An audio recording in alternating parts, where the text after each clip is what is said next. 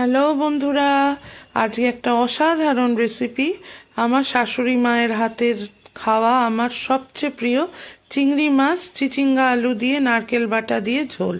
প্রথমেই চিংড়ি মাছগুলোকে নুন হলুদ দিয়ে সুন্দর করে মাখিয়ে আমি একদম পরিষ্কার করে নিয়ে তারপর নুন হলুদ মাখিয়ে রেডি করে নিলাম।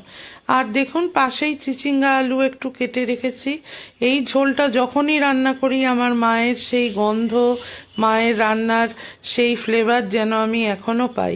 মা আমার গত হয়েছেন অনেক দিন, কিন্তু এই যে এইগুলো শিখিয়ে গেছেন, এই রান্নার টেস্টের মধ্যে যেন মা, সারা দুনিয়াটা জুড়েই যেন মায়ের ছোঁয়া। যাই হোক, মাছগুলোকে গরম তেলে দিয়ে সুন্দর করে ভাজবো। তবে এই ঝোলটার জন্য মাছ কড়া করে একদমই চিংড়ি মাছ ভাজবেন না।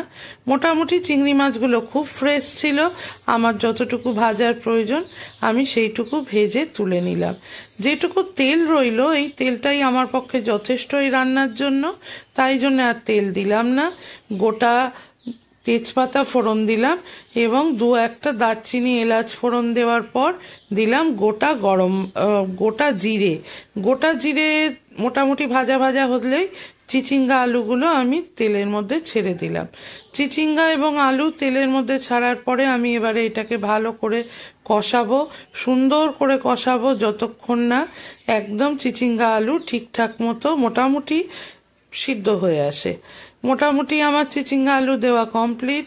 এই তরকারিটা খেতে অসাধারণ হয়।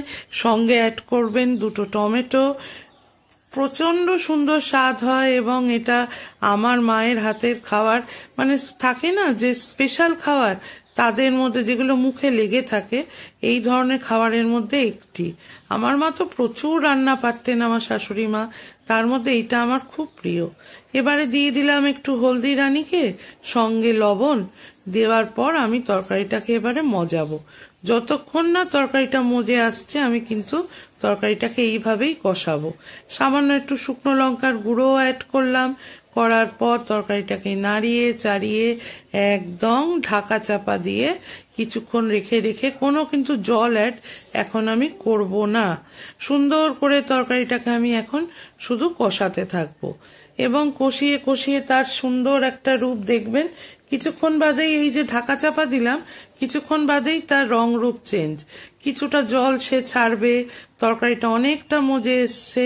এই রকম অবস্থায় আমি একটু নাড়িয়ে চাড়িয়ে এবারেই তরকারিটির যে মেন মশলা, আদা জিরে লঙ্কা বাটা, যেটা আমি এমনি মিক্সিতে করে রেখেছিলাম, সেইটি আমি তরকারির মধ্যে দিয়ে দেবো।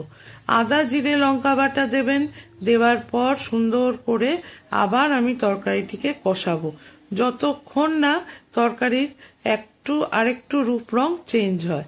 তো যাই হোক, আমি যা বলা তাই কাজ। আদা জিরে লঙ্কা বাটা দিয়েছি, দেওয়ার পর তরকারিটাকে এবারে আমি কষাচ্ছি সুন্দর করে। আমি এবারে নাড়িয়ে চাড়িয়ে তরকারিটাকে কষাবো, আর একটু নাড়াবো। কোনো জল অ্যাড করিনি, কারণ তরকারি বা সবজি থেকেই এই সামান্য জল কিন্তু বেরাবে।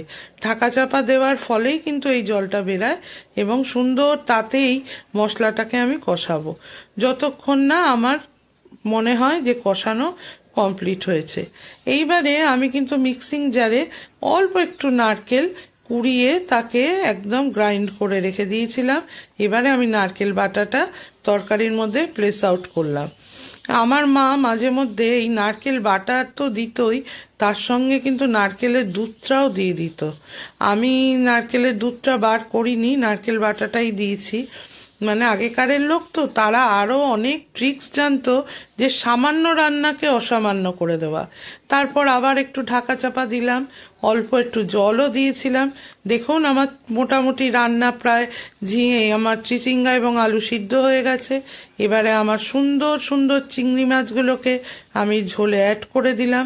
এবারে আমার রান্না প্রায় শেষের দিকে, আলু চিচিঙ্গা গলে সুন্দর ঠিকঠাক সিদ্ধ এবং আমার যতটুকু ঝোল ঝোল দরকার।